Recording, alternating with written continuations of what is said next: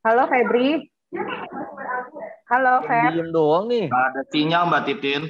Oh sinyal. Ya udah, lu agendanya apa? Kita ini aja gue take over aja sebentar ya. Justin Mbak Titin. Oh Justin, oke. Justin, monggo. Mana orangnya? Halo, cek. Halo Justin, Halo, halo. Ya Kak, halo semua. Ya, Ya Justin. halo nama, Justin. Ya. perkenalkan, nama aku Justin Dewangga Putra. Aku di divisi QA. Aku di Andal itu mulai tanggal 15 Maret kemarin. Udah mulai kerja di Andal. Terima kasih. Salam kenal semuanya. Terima kasih ya Justin. Selamat Ya Kak, terima kasih Kak. bergabung di Andal. Oke, selanjutnya siapa Feb? Christian. Christian, silakan. Halo semuanya, saya Christian. Saya bergabung di Andal mulai tanggal 22 Maret 2021. Saya sebagai Quality Assurance. Feb. Ada yang ingin bertanya kepada Christian? Nggak ada yang mau ingin tanya ya. Berarti kita next ke Rani Desiani Rosita. Halo semuanya, pagi. Pagi, Rani. Pagi. Perkenalkan, saya Rani Desianti Rosita. Panggilan saya bisa dipanggil Randes karena di divisi saya ada Karani juga, biar membedakan. Ada yang ingin tetap nanya kepada Rani? Desiana sama Desiani. Desianti, Pak. Oh, Desianti. Dikira ada cloningan. Dipanggil Desi aja kali. Randes aja, Kak. Randes ya.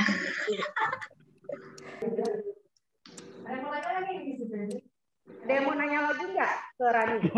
Tegar, Mbak Titin. Tegar mau nanya. Iya, Kak. Udah makan apa belum?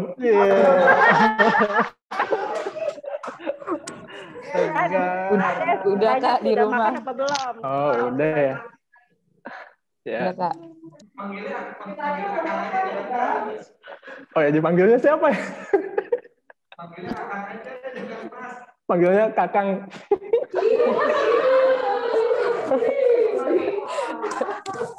Ya udah cukup Mbak Titin. Untuk selanjutnya new member kita Arlando Kunio. Panggilannya Arlan. Panggil aja Arlan. Arla, oke. Salam kenal semuanya. Salam kenal. Ada yang ingin ditanyakan lagi kepada Arlando? Mau nanya dong, mau nanya. Silakan Betty. Betty Mbak Titin. Arlando itu graphic designer ya? Berarti jago desain dong ya? Bisa desain hati aku dong. Gak jago. Aduh, bisa desain wedding card kita dong nanti kira-kira. Oh, Ya, bisa. Betty. Betty ya. Andai Arlando, salam kenal. Mengenal. Nadia Nurul. Iya. Jadi terima kasih. Selamat pagi untuk rekan-rekan Andalers. Saya Nadia Nurul Hikmah. Saya bergabung jadi Quality Assurance QA pada tanggal 5 April ini. Salam kenal. Salam kenal. Salam kenal. Thank you. Ya, terima kasih. Ya. Oke, kita next selanjutnya Muhammad Agan Afta Binata dari content writer sosmed media. Dipersilakan. Halo, selamat pagi. Pagi. Nama saya Muhammad Agan dari divisi marketing, tepatnya content writer dan sosmed, bisa dipanggil Agan. Terima kasih. Agan. Saya Agan. Ada yang ingin bertanya kepada Agan? Oke, thank you Agan. Ya, sama-sama Kak. Ada book sharing ya dari Hans Antonio K bagian support. Silakan. Jadi teman-teman, saya hari ini bakal ngebawain sharing buku tentang buku yang judulnya itu No Complaining Rule. Jadi buku ini menceritakan tentang kisah hidupnya Hope, gitu. Seorang karyawan yang jabatannya cukup tinggi. Gitu. Kebetulan jabatannya itu Vice President Divisi HR di perusahaan teknologi. Di cerita ini, di buku ini, ceritain bagaimana No Complaining Rules ini ngebantu si Hope ini menghadapi masalah yang kebetulan begitu banyak lagi dihadapin sama dia. Gitu. Saat itu, Hope lagi dihadapin sama banyak masalah dari perusahaan, dari masalah perusahaan, dari masalah pribadi, keluarga, banyak dah pokoknya. Sebagai Vice President HR, dia itu banyak nih tugasnya, dan kebetulan memang posisinya waktu itu di perusahaan ini lagi ada masalah gitu, masalah internal. Nah, masalahnya itu cukup parah lah. Kayak misalnya ada yang ngebocorin data internal perusahaan gitu. Sampai ada juga yang masalah sampai disorot sama publik gitu karena ada baterai yang meledak. Jadi satu kasus belum kelar udah dapat kasus baru lagi gitu. Ini dihadapkan sama kasus baru lagi. Nah, bisa dibayangin itu kondisinya saat itu tuh wah stressful banget lah, panas gitu. Apalagi dia sebagai vice president gitu. Jadi tanggung jawabnya memang dibebankan ke dia juga. Jadi bisa dibayangkan itu, wah tekanannya banyak banget sih. Kebetulan ini seorang yang menderita kanker. Laporan medisnya itu mendeteksi ada kejanggalan. Sampai diperlukan pengecekan lebih lanjut ke rumah sakit. Nah, di sini dia ketemu sama seseorang namanya Joyce. Dia itu perawat yang kebetulan nanganin dia gitu. Nah, disinilah titik balik dia dijelasin nih sama si Joyce ini. Jadi buat nerapin no complaining rules itu kita perlu tahu dulu nih penyebab seseorang komplain itu kenapa. Gitu. Nah, salah satunya ada pemikiran yang negatif. Biasanya sih bakalan berujung-ujung ke komplain gitu. Jadi bisa juga memang karena kebiasaan gitu. Pas dihadapi sama sesuatu yang mentok gitu langsung aduh komplain. Bisa juga karena rasa takut yang berlebihan. Rasa takutnya ini gimana ya? Kayak kita nggak tahu ngenakutin soal hal apa gitu. Jadi takut cuma mikirnya kayaknya udah kejauhan gitu loh. Jadi bingung kita takut akan apa gitu. Padahal kita sendiri nggak tahu ke depannya gimana. Penyebab dari kenapa seseorang itu komplain di sini di buku ini gue dijelasin nih. Saya rangkum jadi 2, yaitu lihat segala sesuatu itu dari sisi yang positifnya. Gitu. Kalau di buku ini ada yang namanya aturan debat. Jadi ketika kita baru mau komplain, itu kita tambahkan kata tapi dan tambahin hal positif yang kita dapat di belakangnya gitu. Jadi misalnya, aduh kok kerjaannya susah banget ya. Tapi kalau misalnya gue bisa selesaiin hal ini, gue bisa berkembang jadi pribadi yang lebih baik gitu. Jadi kita harus bisa melihat sisi positif dari segala hal gitu. Jadi jangan cuma dilihatnya dari negatifnya aja. Kita mesti ngelihat juga dari hal positifnya. Gitu. Terus kita itu juga harus lihat solusinya gitu daripada komplain. Karena komplain sendiri pun juga nggak akan menyelesaikan masalah. Gitu. Jadi ketika kita ketemu masalah, kita seharusnya itu lebih berfokus ke solusinya gitu. Kita kalau bisa jadi pribadi yang berorientasi solusi. Jadi biar gimana pun juga kita dihadapi masalah, kita itu harus cari jalan keluarnya gitu, cari solusinya. Jangan malah komplain gitu. Karena dengan komplain itu malah jadinya yang seharusnya cepat malah jadinya makin lama gitu. Nah, tipsnya ini kalau di buku ini yang saya dapat ini ada 3. Yang pertama itu belajar bersyukur. Gitu. Lalu kedua itu fokus pada kesuksesan. Lalu di sini ada isi ulang diri. Nah, mungkin isi ulang diri di sini tuh lebih ke isi ulang energi positif gitu. Karena segala sesuatunya itu yang kita jalani itu bergantung dari pola pikir kita gitu. Di buku ini ada quotes yang cukup menarik. In life you have a choice between 2 roads. The positive road and the negative road. You must decide what road you want to be on. Kurang lebih gitu aja sharing dari saya. Terima kasih. Oke, selanjutnya dipersilakan oleh Kak Tegar untuk sharing bukunya. Waktu dan tempat dipersilakan. Oke, selamat siang teman-teman.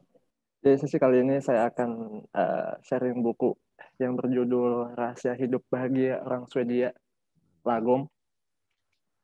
Not too little, not too much, karangan Ibu Lola. Nah, berikut ini ada outline-nya dari sesi sharing buku kali ini. Kita awali dulu sama pendahuluan, kemudian dilanjut sama apa, lalu bagaimana, nanti ditarik kesimpulan, terakhir diakhiri dengan penutup. Kita awali dulu sama pendahuluan. Jadi lagom tadi itu dibacanya logom. Logom ini berasal dari salah satu negara Nordik, yaitu Swedia, ditemukan pada abad ke-8 dan ke-11 di era kaum Viking dan memiliki arti kata jumlah yang pas. Swedia ini dijuluki juga sebagai landet logom karena logom udah dipandang sebagai cara hidup di sana. Kemudian Swedia juga masuk sebagai salah satu negara paling bahagia di dunia. Nah, di sini ada beberapa perusahaan yang menerapkan logom. Ada IKEA, H&M, Minecraft, Spotify, sama Skype. Setelah tadi kenalan sedikit sama logom, sekarang kita masuk ke pengenalan yang lebih jauh. Apa itu logom? Sebenarnya logom nggak punya definisi yang tepat, tapi ada banyak penjelasan yang mencoba menyingkap makna dari kata logom ini. Kalau di atas permukaan, logom ini didefinisikan sebagai jumlah yang pas. Dan saat kita buka Thesaurus Bahasa Inggris, sinonim lain dari kata logom adalah sebagai berikut. Ada fit, precise, fitting, suitable, just enough, appropriate, balance, harmony, sama the right amount. Jadi kalau sampai harus menyederhanakan ke inti makna dari logom ini, logom berarti perjuangan untuk menemukan keseimbangan paling pokok dalam hidup. Ukuran dan bentuk logom ini beda-beda bagi tiap orang. Logom saya mungkin berbeda sama logom teman-teman. Tapi kita sama-sama paham konteksnya. Logom itu seperti apa. Jadi misalkan ada kata logom di dalam suatu percakapan, itu artinya nggak jauh-jauh, si percakapan itu nggak jauh-jauh dari makna optimal atau pas. Logom saat dipakai sebagai kata keterangan. Kemudian logom digunakan sebagai kata sifat.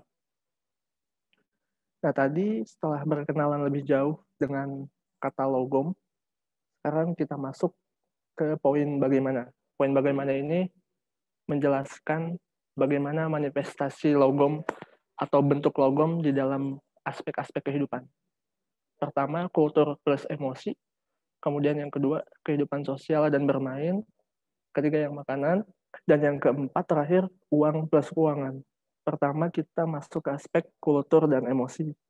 Jadi banyak wisatawan yang kagum sama keindahan negara Swedia, mulai dari pedesaan-pedesaannya yang kecil, pedesaan-pedesaannya yang hijau, tapi banyak juga wisatawan yang kaget sama aturan sosial dalam hal interaksi sama orang asing.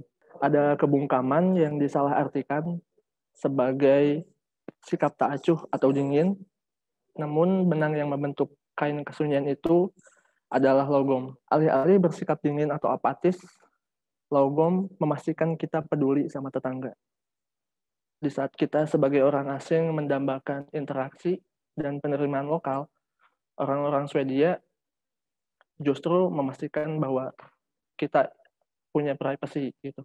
Inilah kenapa bangsa Swedia umumnya bukan penggemar obrolan ringan dengan orang yang nggak dikenal, ataupun hobi mengungkapkan hal-hal yang sudah jelas. Nah, berikut ini keynote dari aspek kultur plus emosi. Lanjut ke aspek kedua, yaitu kehidupan sosial plus bermain. Swedia merupakan masyarakat paling terbuka dan dijalankan oleh orang-orang yang paling bernafsi-nafsi atau private. Jadi bangsa Swedia orang Swedia punya lingkaran pertemanan yang sangat erat. Jadi kalau ingin masuk ke dalam lingkaran pertemanan itu mesti punya loyalitas dan kepercayaan yang mutlak. Nah, logom bertujuan untuk menciptakan kesempurnaan dan keseimbangan kontekstual di sekeliling kita. Kita diharapkan untuk menjadi pemain tim yang andal dan dapat dipercaya untuk melakukan apa yang menurut kita akan lakukan dan bersungguh-sungguh untuk melakukannya. Ini key takeaway-nya. Dalam kehidupan sosial, kekuatan logom terletak pada kerja tim. Logom menginginkan kita semua untuk menjadi pemain tim yang andal. Ke aspek ketiga yaitu makanan. Bagian terbesar dari gaya hidup kita berpusat pada apa yang kita makan dan bagaimana kita memakannya. Bangsa Swedia merupakan pencinta berat makanan, tapi bukan berarti menikmati segala jenis makanan, melainkan lebih kepada kesadaran menyantap makanan yang ngasih gizi cukup pada tubuh maupun jiwa. Ini key takeaway-nya.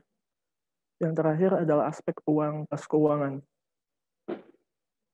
Dalam urusan uang, logo mengambil pendekatan yang lebih praktis, logis, dan masuk akal dalam mengelola isi dompet. Logo menginginkan kita untuk menyeimbangkan keuangan kita dengan memberi sebanyak kita mengambil. Secara alamiah, hal ini menjauhkan kita dari hutang. Kita harus mempertanyakan mengapa kita melakukan pembelian-pembelian tertentu. Logo mendesak kita untuk mengelompokkan hal-hal yang kita beli ke dalam dua kategori. Yang pertama adalah nilai fungsional, dan yang kedua adalah nilai sentimental. Logo menekankan kita agar hanya menggunakan apa yang kita butuhkan dan berupaya keras mengekang belanja impulsif. Kemudian key takeaway-nya, setelah mengetahui manifestasi atau bentuk dari logo di dalam aspek-aspek kehidupan, kita bisa tarik kesimpulan. Kesimpulannya adalah apa yang bisa dipelajari dari logo ini. Logo mengajari kita tentang keseimbangan individual, kesederhanaan, kemandirian dalam lingkup sosial, menciptakan keselarasan, dan menghargai waktu. Setelah ditarik kesimpulan, kita akhiri penutup. Saya sisipkan satu quote yang menarik dari buku itu. Quote ini dari Jonathan Simcoe. Bonus slide. Jadi di buku ini lumayan banyak foto-foto yang disisipkan. Ini salah satu foto di lingkungan Swedia sana.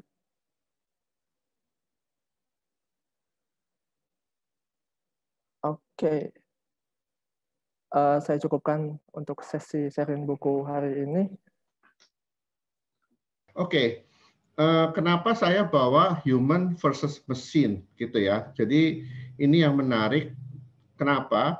Karena orang selalu mengatakan, banyak orang yang mengatakan, bukan selalu mengatakan, banyak orang yang mengatakan dengan mesin artinya dengan automation, itu pekerjaan jadi susah karena pekerjaan diambil semuanya oleh mesin. Setelah saya mempelajari, saya dulu percaya bahwa orang akan susah nantinya karena semua pakai mesin, automation gitu ya. Tapi ternyata yang terjadi berbeda sebetulnya. Nah, jadi saya akan coba melihat ini, apa sih sebetulnya dampak dari automation itu gitu ya. Nah, jadi kita coba lihat ya. Saya akan mulai dari revolusi industri sebetulnya. Jadi kalau kita lihat industri tekstil di Inggris pada tahun 1780, kenapa Inggris? Karena tekstil mulainya di Inggris. Nah, pada saat itu ramai sekali di sana, tenun menggunakan tangan, ditenun gitu. Walaupun mesin tenunnya udah banyak perubahan atau banyak menggunakan mekanisasi. Nah, itu di tahun 1780-an itu berkembang di sana di Inggris. Nah, kemudian mesin uap datang, itu di sekitar tahun 18-an. Nah, ini yang terjadi sebetulnya. Mantap ya. Jadi di sana mesin uap datang. Nah, yang terjadi apa? Yang terjadi adalah mesin-mesin tekstil tadi yang dilakukan manual itu diubah dengan menggunakan mesin uap untuk menggerakkan mesin tekstil tadi gitu ya. Jadi diubah dengan menggunakan mesin uap. Apa yang terjadi? Banyak pengangguran, memang banyak sekali pengangguran. Tapi coba lihat ya, kita lihat ya pada tahun 1750 itu jumlah kapas diimpor itu 2,2 juta pound. Artinya ini manual. Pada saat dia menggunakan mesin uap, itu kapas 22 juta pound, berarti 10 kali lipat gitu ya pertumbuhannya. Artinya pabrik tekstil produktivitinya akan meningkat. Kenapa? Karena harga bahan baku, pakaian itu tekstil turun drastis pasti karena biaya produksinya murah. Turun drastis, maka banyak orang yang bisa membeli, akibatnya pasarnya lebih besar lagi. Terus tahun 1850 itu 588 juta pound. Artinya pertumbuhan tekstil itu pesat sekali setelah digantikan dengan mesin uap. Artinya akan banyak pabrik-pabrik tekstil tumbuh pada saat itu dan memerlukan tenaga kerja yang lebih banyak lagi. Tapi tenaga kerja yang diperlukan tentunya berbeda dengan tenaga kerja pada saat menggunakan mesin manual gitu. Nah, jadi orangnya perlu skill yang lebih untuk bisa menjalankan mesin-mesin yang automation pada saat itu. Ada mestinya mesin uap, perlu teknisi mesin uapnya, dan sebagainya seperti itu. Jadi dengan menggantikan mesin, sebetulnya harga produk akan menjadi lebih murah, banyak orang yang bisa membeli, akibatnya produksinya akan naik yang dibutuhkan. Nah, kalau kita lihat, yang kedua adalah mobil. Nah, industri mobil ini di Amerika sudah ada sejak tahun 1903. Ya, nah, bagaimana cara membuat mobil? Mereka itu satu mobil dikerjain rame-rame untuk bikin mobil. Nah, tapi Ford kemudian dia melihat bagaimana ya caranya untuk mengubah proses produksi hingga lebih murah. Nah, maka dia menggunakan konsep ban berjalan. Dia mengadakan research, time motion study, dan sebagainya. Nah, akhirnya dia pertama kali perusahaan mobil yang menggunakan ban berjalan adalah Ford. Nah, yang terjadi adalah dengan dia melakukan automation, harga mobil turun drastis. Yang tadinya 2.500 US dollar, itu harga mobil menjadi $850. Penurunan yang sangat luar biasa menurut saya, hampir 3 kali lipat, gitu ya. Nah, dengan turunnya 3 kali lipat, maka banyak orang yang tadinya nggak bisa beli mobil, bisa beli mobil. Dan Ford adalah salah satu perusahaan yang memulai melakukan jam kerja dibatasin. Artinya dulu sebelum Ford melakukan ban berjalan ini, itu orang kerja bisa 9 jam, 10 jam gitu, dibayarnya $2,5 gitu ya, satu hari gitu. Nah, setelah Ford bisa membuat ban berjalan dan dia menghitung supaya dia bisa produksi 24 jam, maka 24 harus dibagi 3, artinya 8.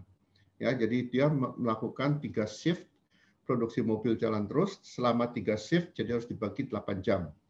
Nah, supaya banyak orang yang mau kerja, yang rata-rata upah karyawan pada saat itu $2,5, Ford berani membayar $5, jadi dinaikin 2 kali lipat dan jam kerjanya dibatasin 8 jam.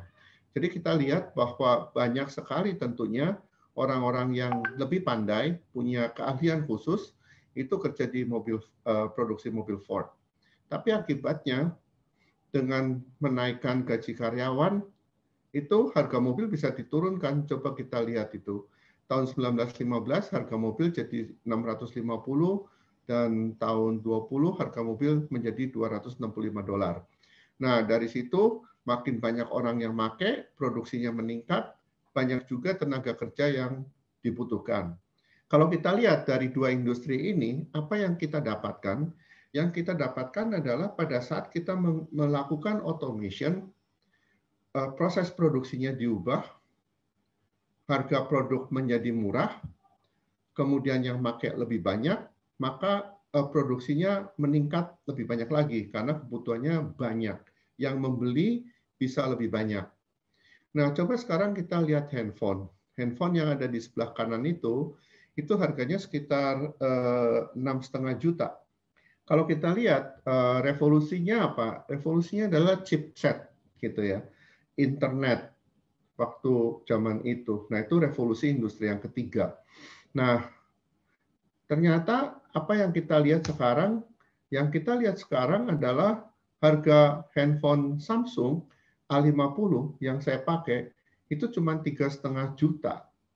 Jadi sekarang 3,5 juta, mungkin zaman dulu itu 10 tahun yang lalu nilainya sama dengan 2 juta mungkin. Ya, jadi harganya udah jauh lebih murah dengan fitur yang jauh lebih baik.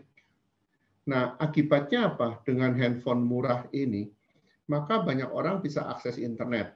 Banyak orang bisa akses internet, akibatnya banyak industri-industri yang berjalan gitu. Seperti misalkan, nggak mungkin kalau handphone nggak ada, ojek online bisa ada. Nggak mungkin toko online itu rame, pemesanan barang bisa dengan handphone. Asisten rumah tangga saya yang dulu, dia sekarang hebat, bisa beli mobil, nyicil mobil. Kerjaan dia adalah ngumpulin tetangga-tetangga yang mau beli barang, terus kemudian dia belanja pakai handphone, dapat harga grosir, tiap hari seperti itu, dan ya lumayan, hidupnya oke sekarang ini gitu. Nah, jadi kalau kita lihat, mesin menggantikan manusia sebetulnya positif. Biaya produksi menjadi turun drastis dengan itu, dan dengan turunnya biaya produksi, maka harganya bisa lebih murah, yang beli bisa lebih banyak lagi, dan punya manfaat dari situ.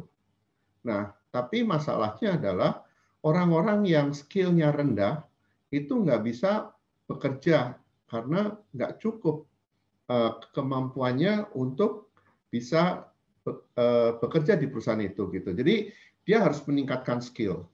Kuncinya itu, ya dia harus bisa meningkatkan skill dia, gitu ya. Nah, jadi itu yang terjadi sebetulnya. Nah, saya akan coba cerita tentang satu mitos juga, bahwa dulu perusahaan-perusahaan Amerika dan perusahaan-perusahaan Eropa pergi merelokasi pabriknya ke Cina, ke Indonesia, ke Vietnam, ke India gitu ya. Nah, untuk apa? Dia mencari tenaga kerja yang lebih murah. Tapi apa akibatnya? Pada saat perusahaan-perusahaan itu datang ke Cina misalkan, lama-lama tenaga kerja Cina karena ada pekerjaan, maka ekonomi dia akan naik. Dengan kenaikan ekonomi, maka kebutuhannya naik juga. Akibatnya gajinya juga naik juga gitu. Nah, jadi akhirnya akan sama juga. Nah, jadi sekarang kalau kita lihat, kecenderungannya adalah perusahaan-perusahaan itu balik lagi ke negaranya. Misalkan ada beberapa perusahaan balik ke negaranya di Amerika, tapi dia melakukan dengan menggunakan fully automation. Gitu ya. Pabrik mobil, misalkan BM di Jerman juga fully automation. Gitu ya. Jadi akan lebih murah biaya produksinya. Walaupun tenaga kerjanya lebih mahal, tapi tenaga kerja yang dibutuhkan adalah tenaga kerja yang skilled worker, gitu ya, bukan yang unskilled worker. Nah, kalau kita lihat dari biaya, yang sebelah kiri itu adalah manual. Kalau kalian lihat total cost-nya itu tinggi sekali, gitu ya. Nah, pada saat dia beralih ke automation, apa yang dilakukan? Dia harus invest mesin yang begitu mahal, maka fixed cost-nya naik tinggi. Kalau kita lihat di sebelah kanan, itu fixed cost-nya naik tinggi. Ya, tapi total cost-nya turun. Dan garis revenue yang biru itu sama dengan revenue yang di sebelah kiri. Nah, jadi kalau kita lihat, kalau harganya diturunkan, itu menjadi revenue yang kedua, yang merah itu. Akibat dari diturunkan itu, maksudnya akibat dari total cost-nya itu rendah, maka harga bisa lebih murah, gitu ya, diturunkan lebih murah, separohnya itu, maka dia bisa jualan lebih banyak lagi. Walaupun kalau kita lihat break even point-nya jauh lebih besar ya dibandingkan yang di sebelah kiri, tetapi karena harganya lebih murah, maka dia bisa mencapai dengan mudah ke situ. Dampak tenaga kerja pada automation. Tenaga kerja yang diperlukan untuk mengoperasikan akan jauh lebih sedikit. Kalau kita lihat dari segi negatifnya, memang bahwa orang-orang akan mengatakan bahwa dampak automation itu adalah pekerjaan saya akan diambil sama mesin. Tapi sebetulnya kalau kita lihat tenaga yang dibutuhkan lebih ke skill worker daripada unskilled worker. Nah, jadi apa yang harus dilakukan? Sebetulnya si karyawan-karyawan itu harus meningkatkan skill-nya dari unskilled menjadi skilled worker. Nah, produksi yang lebih efisien bisa menjual harga lebih murah, ya, dan dia bisa menjual lebih banyak juga akhirnya. Dan kebutuhan tenaga kerja akan menjadi lebih besar dan kesempatan lebih banyak. Tapi yang dibutuhkan adalah yang skill worker. Oke, thank you semuanya. Saya kembalikan ke Febri. Thank you, Feb. Amin. Sampai dulu. Mohon maaf kalau Amrikan ada kesalahan perihal webinar meeting kali ini. Thank you.